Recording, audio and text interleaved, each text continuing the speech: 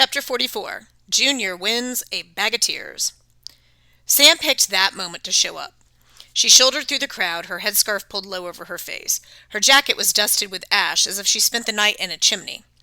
I wanted to yell at her for being gone so long, but my anger evaporated when I noticed her black eye and swollen lip. "What happened?" I asked. "Are you okay?" "Little scuffle," she said. "No worries. Let's watch the judging." Spectators gathered around two tables on the sideline, where Junior's and Blitzen's crafts were on display. Blitzen stood with his hands clasped behind his back, looking confident, despite his snapped suspenders, his grease-stained shirt, and his sweat-soaked pork pie hat. Junior's face was a bloody mess. He could barely hold himself up on his walker. The murderous gleam in his eyes made him look like a serial killer exhausted from a hard day's work. Nobby and the other judges circled the tables, inspecting the crafted items and jotting notes on their clipboards. At last, Nobby faced the audience. He arched his wriggly eyebrows and tried for a smile. "Well then," he said, "thank you all for attending this contest, sponsored by Nabby's Tavern, famous among taverns, built by Nabby and home to Nabby's Stout, the only meat you'll ever need. Now our contestants will tell us about their first items. Blitzen, son of Freya." Blitzen gestured to his metal sculpture. "It's a duck." Nobby blinked. And what does it do?" "Well, when I press its back," Blitzen did so, and the duck swelled up to 3 times its size like a frightened pufferfish. "It turns into a larger duck." The second judge scratched his beard. That's it?" "Well, yes," Blitz said. "I call it the Expando duck. It's perfect if you need a small metal duck, or a larger metal duck." The third judge turned to his colleagues. "Garden knick-knack, perhaps? Conversation piece? Decoy?" Nabby coughed. "Yes, thank you, Blitzen. And now you, Eitri Jr., son of Edna, what is your first creation?" Junior wiped the blood out of his eyes. He held up his flattened iron cylinder with several springs and latches dangling from it. "This is a self-guiding troll-seeking missile. If it were undamaged, it would destroy any troll it had distance a half the mile, and it's reusable."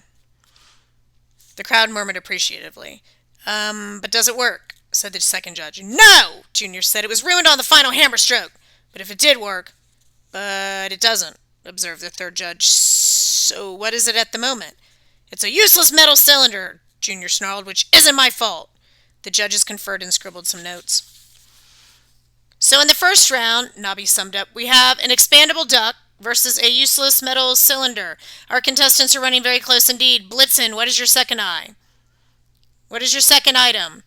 Blitzen proudly held up his chainmail neckwear. "The bulletproof tie." The judges lowered their clipboards in perfect synchronicity.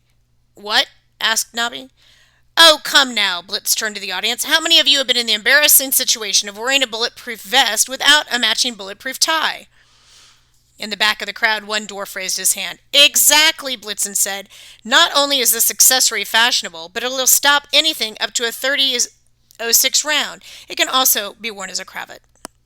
The judges frowned and took notes, but a few audience members seemed impressed.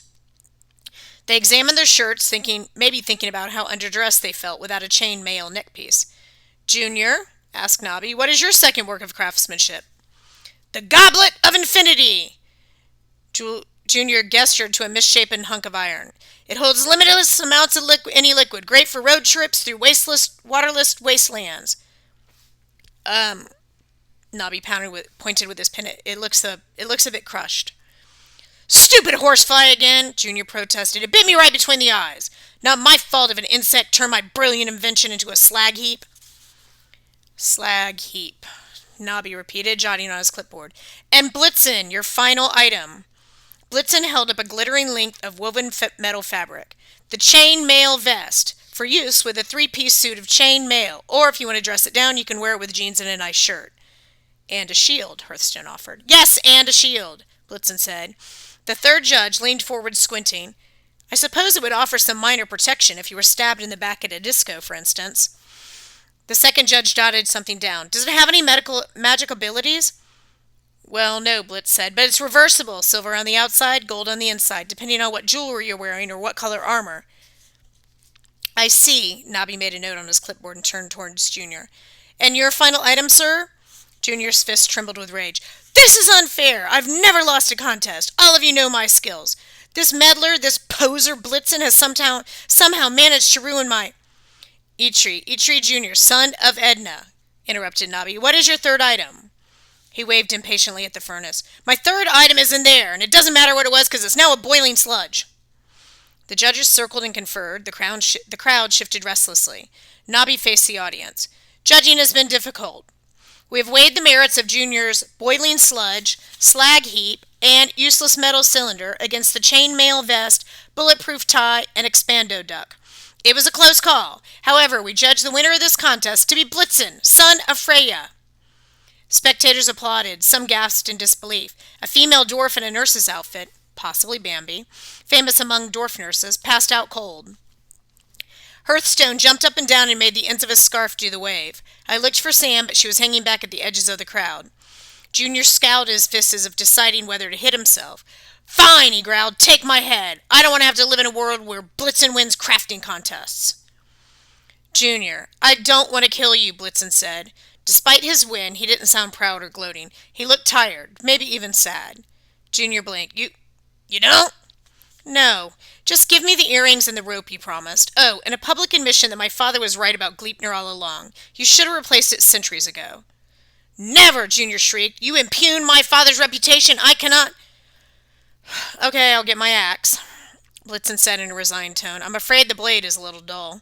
Junior gulped. He looked longingly at the bulletproof necktie. Very well, perhaps Billy had a point. The rope needed replacement. And you're wrong to tarnish his reputation. The old dwarf's facial muscles convulsed, but he managed to get out the words. I was wrong. Yes. Blitzen gazed up into the gloom, whispered something under his breath. I wasn't a good lip reader, but I was pretty sure he said, I love you, Dad. Goodbye. He refocused on Junior. Now, about the items you promised. Junior snapped his fingers. One of his bodyguards wobbled over, his head newly bandaged from his recent encounter with a hammer. He handed Blitzen a small velvet box. Earrings for your mother, Junior said. Blitzen opened the box, and inside were two tiny cats made from gold filigree, like the Brisingamen. As I watched, the cats stretched, blinking their emerald eyes and flicking their diamond tails. Blitz snapped the box shut. Adequate. And the rope? The bodyguard tossed a ball of silk kite string. You're joking, I said. That's supposed to bind Fenris Wolf. Junior glowered at me. Boy, your ignorance is breathtaking. Gleipnir was just as thin and light, but its paradox ingredients gave it great strength. The rope is the same, only better. Paradox ingredients. Blitz held up the end of a rope and whistled appreciatively. He means things that aren't supposed to exist. Paradox ingredients are very difficult to craft with, very dangerous. Gleipnir contained the footfall of a cat, the spittle of a bird, the breath of a fish, and the beard of a woman.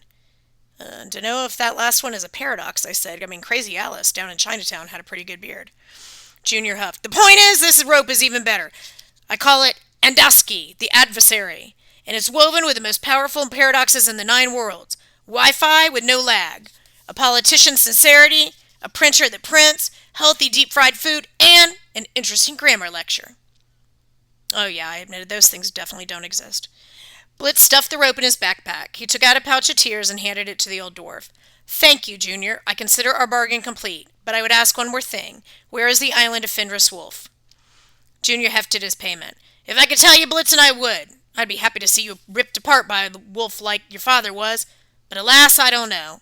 But yes, I said I checked the rope from time to time. I lied. The truth is very few gods or dwarfs know where the Wolf's Island appears. Most of them are sworn to secrecy. How your father found the place, I really don't know.